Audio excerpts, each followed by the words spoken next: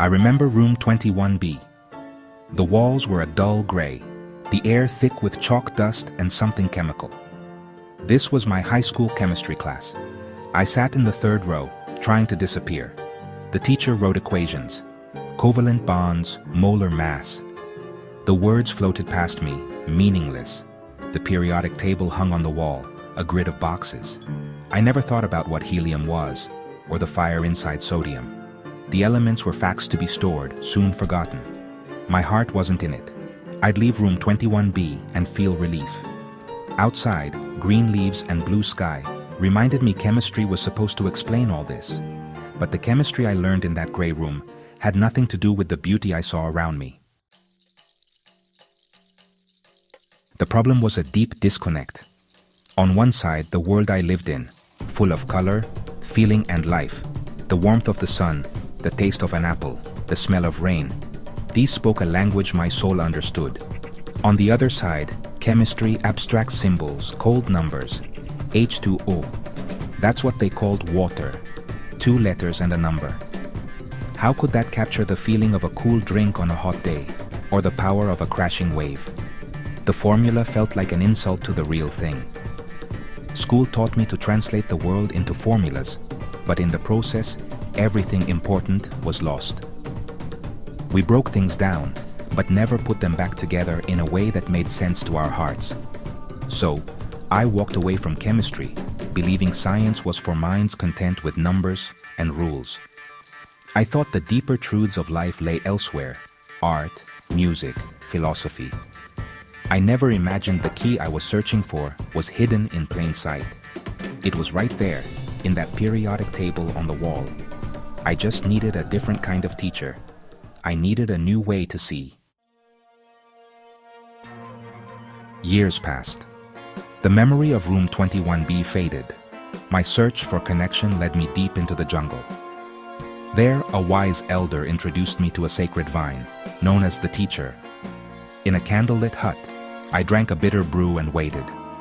Slowly, colors and intricate patterns bloomed behind my eyes, alive, breathing with ancient intelligence. I saw the branching of trees, the spiral of a galaxy, the web of a spider. I realized I was part of this dance, a moment of pure connection. The vision spoke in feelings and images.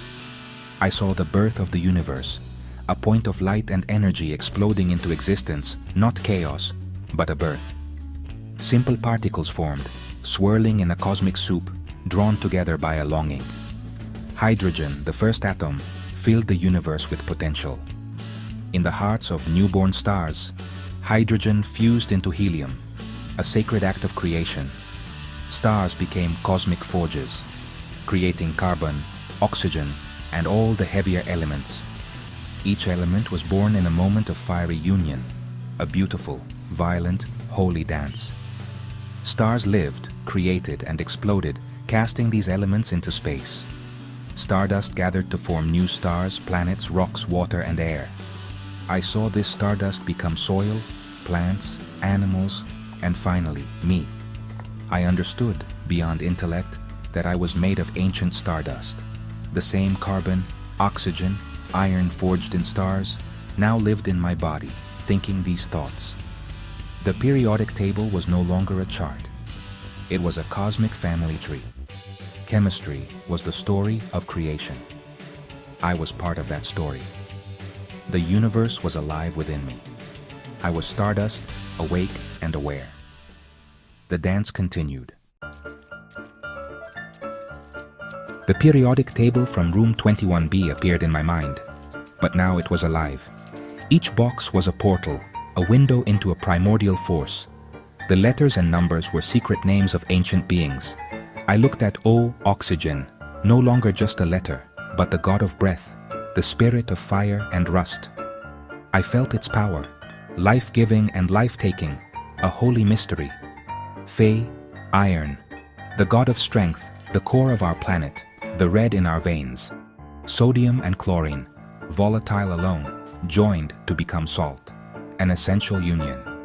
Helium, the noble gas, was a serene, aloof spirit, complete in itself. The table became a pantheon, a family of cosmic energies. The rows and columns showed relationships, family ties, dramas of creation and cooperation. Chemistry was no longer the study of dead matter. It was the study of living, conscious forces. Each element had a story, a personality, a role in the cosmic drama. The periodic table was a map of the divine. I saw the world differently. Chemistry became theology. The elements were alive. My focus narrowed to the first box, H, hydrogen.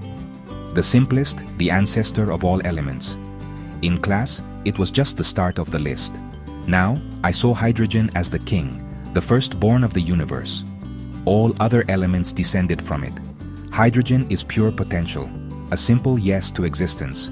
It fills the emptiness of space, humble and patient. Its humility is its strength. It gives of itself, transforms, becomes something new. In stars, it sacrifices itself to create all other elements. In water, two hydrogens join with oxygen to create the river of life. Without hydrogen's willingness to bond, life wouldn't exist. I felt its presence in my body, in my DNA. This ancient being was inside me. Understanding this filled me with reverence. Hydrogen taught me humility, simplicity, and self-sacrifice. The first element was a spiritual lesson. My vision shifted to carbon, C, the great connector. In class we learned carbon could form 4 bonds, a simple fact. Now I saw the magic carbon, the master weaver, the divine artist. It weaves hydrogen, oxygen, nitrogen into the tapestry of life. It forms sugars, fats, proteins, the building blocks of energy and structure, its masterpiece. DNA, the spiral staircase, the code of life. Carbon is the scribe, writing the sacred story of every living thing. I was not just chemicals. I was a living temple built by carbon. The food I eat, the air I breathe, all woven from carbon's threads. Life is a constant process of weaving and reweaving. Organic chemistry became the study of divine art. Carbon was the god of connection and storytelling. I saw myself as part of this living tapestry. When the visions faded and I returned to the hut, the world was the same, but I was not. The disconnect was gone. Spirit and science were 2 languages for the same sacred reality. Chemistry was the grammar of creation. The boredom was replaced by reverence. I wanted to learn the stories of these elemental gods, their names, personalities, relationships. The equations on the blackboard were spells, describing how the gods interacted to create the world. A rock was a community of elemental beings, silicon, oxygen, iron, locked in ancient embrace. A glass of water was a miracle of cooperation. My body was a temple of stardust. Everything became sacred, everything a teacher. Science gave me the map, spirit gave me the meaning. I learned you can hold both truths. Water is H2O and also a living spirit. The 2 ideas enrich each other. The world became whole. What does this mean for us? We have a choice. We can see the world as dead objects or as alive with consciousness and divinity. The universe isn't happening out there. We are part of it. The periodic table isn't just a chart. It's the faces of the gods that build our world.